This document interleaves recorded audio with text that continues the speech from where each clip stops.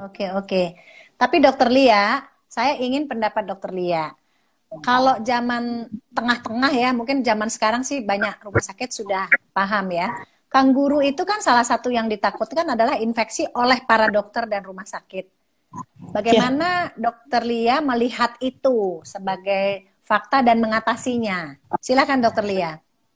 kalau dari saya, kalau infeksi dari ibunya, itu Mm-mm. bayinya sudah tahu, sudah kenal. Kan ada asli Kuman. dari ibunya.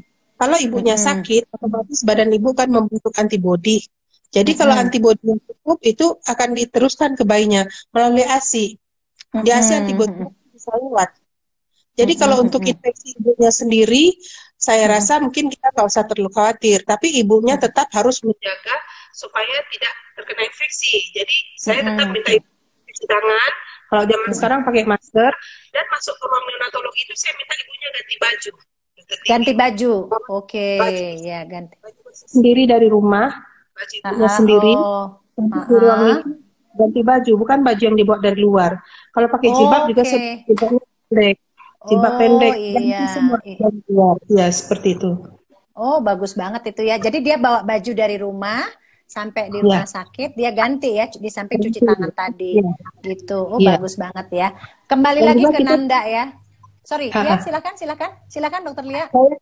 saya pengennya private room, jadi ruangan tuh sendiri-sendiri. Satu ibu, Hmm, satu bayi, satu ruangan, jangan dicampur.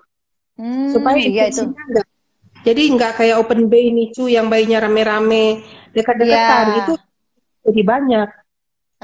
Oh, jadi makanya saya pernah berkunjung ke rumah sakit beliau. Jadi beliau bikin tuh satu-satu gitu ya, karena itu untuk menekan supaya tidak Infeksi. ada cross infeksi gitu ya, karena ibu lain berbeda kumannya gitu kan.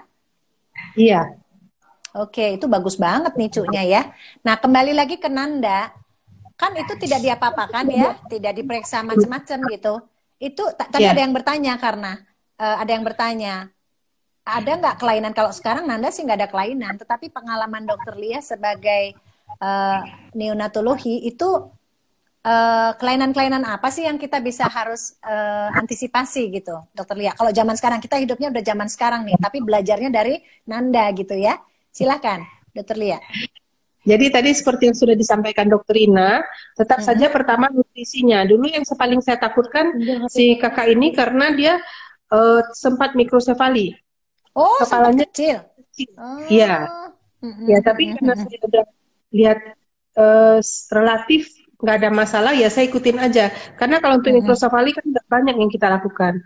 Tapi kalau Ya, sekarang ini memang nutrisi itu yang nomor satu. Dari nomor awal satu nutrisi nutrisi. sudah harus dipantau. Kita targetkan Hmm. berapa harus masuk satu hari. Kan seperti Mm-mm. tadi kalau memang tidak bisa masuk kita pakai sonde. Jadi jangan Hmm. ya, nutrisi setelah dia keluar masih tetap kurang gizi. Jadi kalau ke bayi Hmm. kecil sekarang seperti itu saya bilang sama ibunya, kalaupun ada Mm-mm. kelainan-kelainan misalnya dia ada masalah sedikit-sedikit dengan nutrisinya bagus, itu sampai Mm-mm. umur 2 tahun kan masih ada brain plasticity, masih ada Mm-mm. kesempatan kita untuk mengejar. Seperti itu, Oke. Dokter Tina.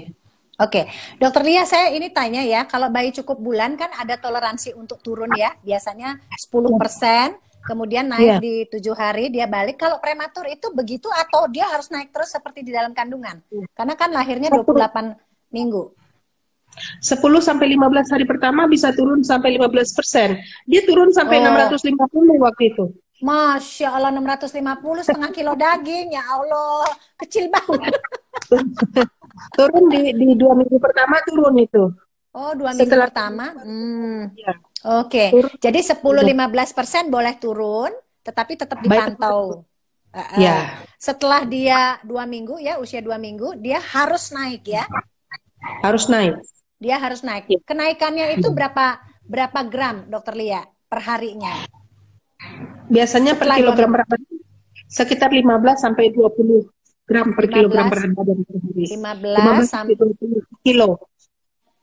Oke, jadi misalnya dia lahir 800 gram, ya kan? Turun Mhm. 650, balik dua Ya, minggu kan 800 gitu kan? 400 lagi. Nah, Iya. jadi dia besok itu dia harus naik berapa?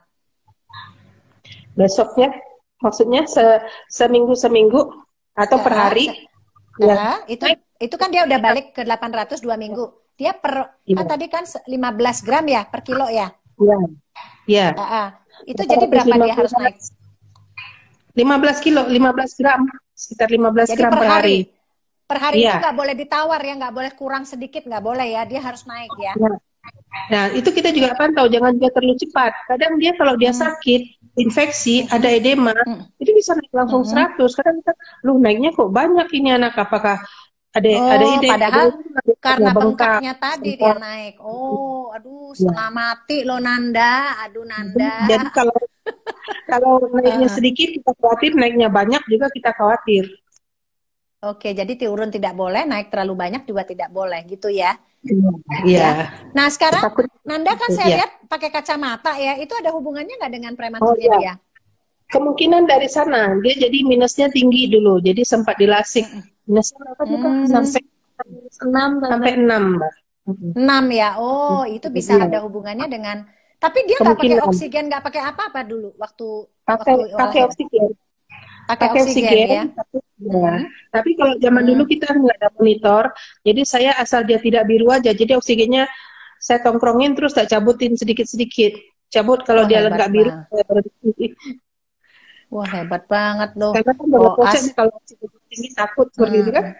Jadi kalau dia nggak biru, kalau ini biru pas. Hebat banget, itu intuisi, ilmu intuisi namanya. Intuisi seorang ibu. Dokter Lia, saya pengen tahu ya, karena kita kan akan memasuki Pekan ASI sedunia mulai besok ya. Dan menyusui atau ASI pada bayi prematur itu adalah salah satu tantangan yang sulit gitu ya. Nah, tadi Dokter Rina sudah bicara tentang ASI donor. Waktu itu kan tidak ada ya, ASI donor itu tidak ada ya? Enggak ada, cuma minta dari teman-teman sebelah ada juga. Sedikit-sedikit. Ada. Itu yang mungkin membantu. Ya. Oke, itu yang membantu. Jadi dia sama sekali tidak ada formula atau ada susu formula saat itu? Atau tercukupi dengan minta? Saya rasa mungkin ada, karena kalau misalnya saya lagi pulang sebentar, karena ASI saya sedikit, itu pasti suster ngasih formula. Saya rasa mungkin ada, tapi mereka nggak mention saya, karena tahu saya pengennya ASI saja, tapi mungkin mereka ada ya gitu. Karena kan kalau nggak ada ibunya, donor juga tidak ada, pasti dia harus minum tetap ya. Oke Nanda, wih hebat banget. Dokter Lia, sekarang kita bicara yang saat ini Dokter Lia kerjakan sebagai neonatologi ya. Kalau sekarang ya, tadi Dokter Rina menyarankan ibu-ibu punya perkumpulan sehingga nanti kalau perlu bisa minta, tentu saja harus di screening. Kalau di tempat atau di rumah sakit Dokter Lia di Budi Mulia itu ada nggak sih seperti itu donor ASI atau langsung nggak ada ASI ibunya langsung ke formula atau bagaimana untuk mempertahankan berat badan yang harus naik itu? Pada waktu pertama terima saya sudah ngomong sama orang tuanya bahwa saya utamakan ASI ya. Kalau saya tidak, orang tua saya minta mencarikan donor. Jadi orang tua dengan syarat-syarat donor yang sudah diberitahu. Nah ini untuk mencegah supaya orang tua tidak komplain untuk donor-donor lain yang mereka tidak kenal masalah agama. Jadi saya minta kalau ada saudaranya yang jarak umurnya anaknya tidak lebih dari 2 bulan dari si baby, boleh dibantu donor. Syarat mengambilnya dia harus steril, pakai plastik steril, cuci tangan ya seperti biasa. Kemudian dalam suhu yang bagus kita simpan di kulkas, kemudian kita pasteurisasi sebelum diberikan. Tapi kalau nggak ada ya terpaksa. Karena tetap aja ibu harus minum. Pengalaman Dokter Lia ini ada yang dari Jerman loh ngikutin, hebat banget nih Ibu Mbak Nurjanah Mahnus. Dari Jerman ikut nyimak dok katanya. Sorry Dokter Lia terputus karena ada yang lewat dari Jerman.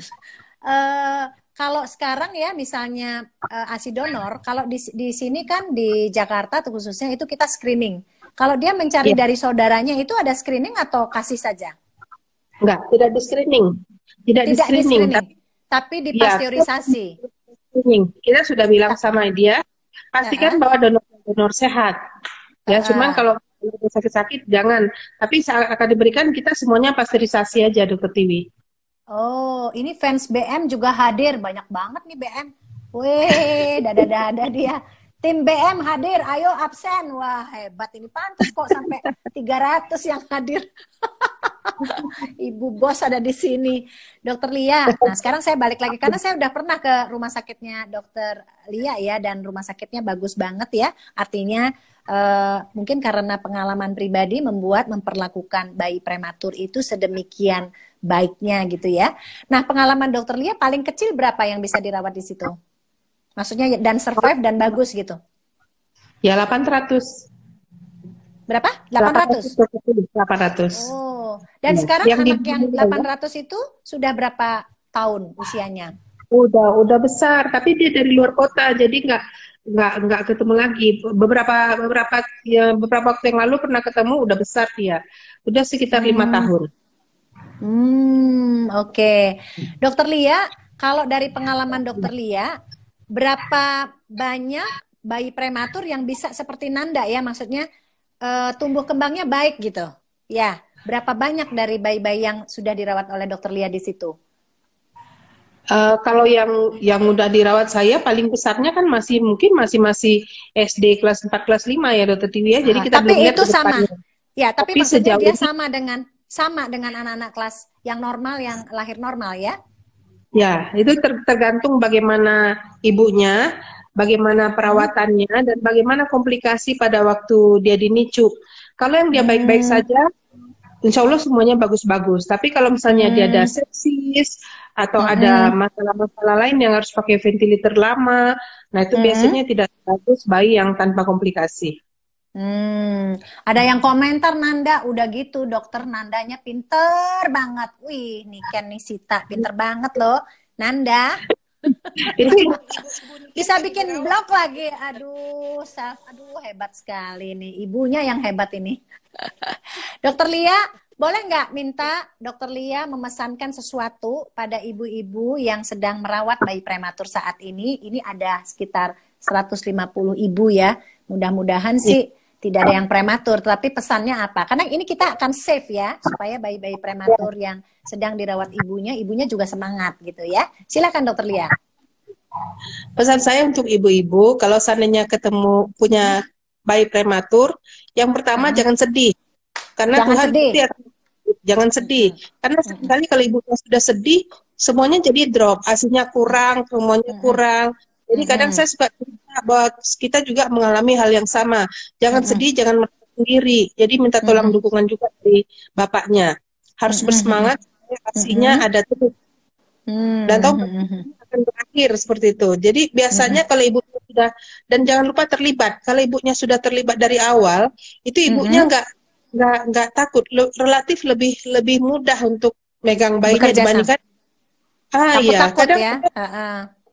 kadang ada, kalau saya kebetulan juga ada di rumah sakit Eka, itu kadang orang tuanya dari hasil pengarahan apa segala macam, ibunya nggak pernah datang. Wah, itu sedih sekali.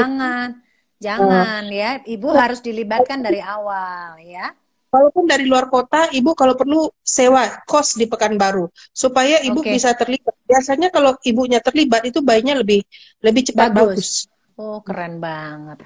Memang Dokter Lia itu paling top.